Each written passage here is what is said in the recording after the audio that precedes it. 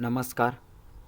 राज्यातील शेतकऱ्यांच्या कर्जमाफीसाठी आणण्यात आलेल्या पुण्यश्लोक अहिल्यादेवी होळकर शेतकरी कर्जमुक्ती योजना 2026 अंतर्गत तब्बल 21,97,066 कर्ज खाते अपात्र करण्यात आलेले आहेत.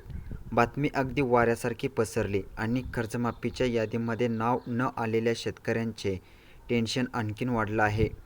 अपात्र करण्यात आलेले कर्जदार नेमके कोण आहेत याच्यामध्ये तुमचा नंबर लागू शकतो का, किंवा कर्जमाफीच्या संदर्भातील पुढील इतर काही महत्त्व अशी माहिती आजच्या व्हिडिओच्या माध्यमातून घेण्याचा प्रयत्न करणार आहोत. मित्रांनो, शेतकरी कर्जमाफीसाठी 2 जून 2026 रोजी जी.आर. निर्गमित करण्यात आला. याच्यामध्ये शुद्धपत्र काढण्यात आलं आणि या योजनेच्या अंतर्गत कोण पात्र राहणार आणि कोण अपात्र राहणार हे याच्या माध्यमातून निश्चित करण्यात आलं.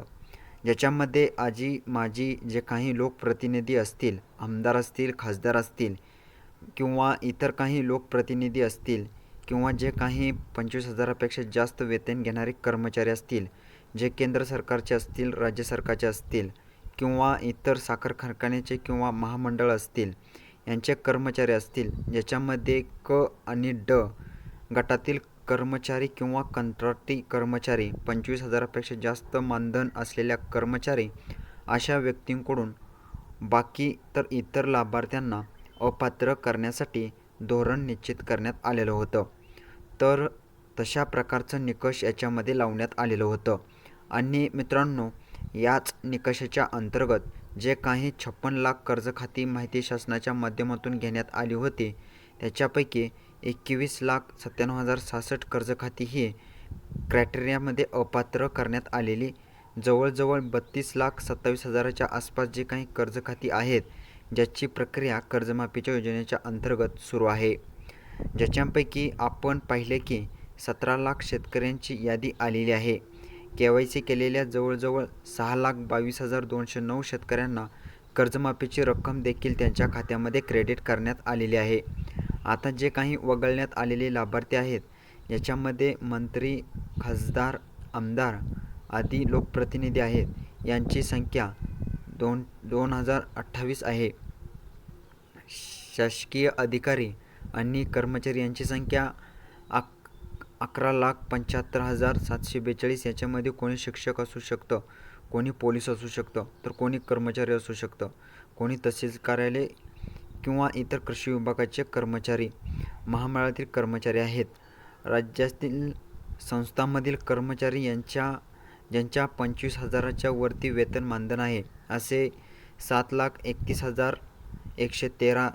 सहकारी संस्थेमधील पदाधिकारी 1,01,611. असे एकूण 21,97,066 हे कर्ज खाती जे आहेत ते या ठिकाणी अपात्र करण्यात आलेले आहेत. म्हणजे त्यांना कर्जमाफी देण्याची गरज नाही आणि आवश्यकताही नाही, कारण ते लोक पात्रतेच्या बाहेर आहेत. आता जे काही कर्जदार शेतकरी आहेत, ज्यांच्याजवळ 17 लाखांची यादी आलेली आहे, आणखीन 17 लाख ते 17.5 लाख शेतकरी हे अद्यापही प्रतीक्षेत आहेत. अशा प्रतीक्षेत असलेल्या शेतकऱ्यांच्या याद्या देखील प्रक्रिया साधारणपणे 10 तारखेनंतर सुरू होणार आहेत. तुम्ही या क्रायटेरियामध्ये बसत असाल तर तुमचं कर्ज थकीत असेल, पीक कर्ज असेल, तुमचं नाव याच्यामध्ये येऊ शकतं. दुसरी यादी येईपर्यंत वाट पाहू शकता. आणि जर तुम्ही कर्जदार शेतकरी असाल, तर अल्पबहुधारक कर्जदार असाल, तर इन्कम टॅक्स पेयन असाल तरी सुद्धा तुमचं नाव याच्यामध्ये वगळण्यात आलेले आहे. तर मात्र तुम्ही एक अर्ज तुमच्या जे काही सहाय्यक निबंध कार्यालय याच्या कार्यालयामध्ये करू शकता. तर मित्रांनो, अशा प्रकारची एक महत्त्वाचं बातमी समोर आलेली आहे, ज्याच्यामध्ये कुठलीही चूक नाही आहे, परंतु याच्यामध्ये शेतकरी वगळण्यात आलेले नाहीत.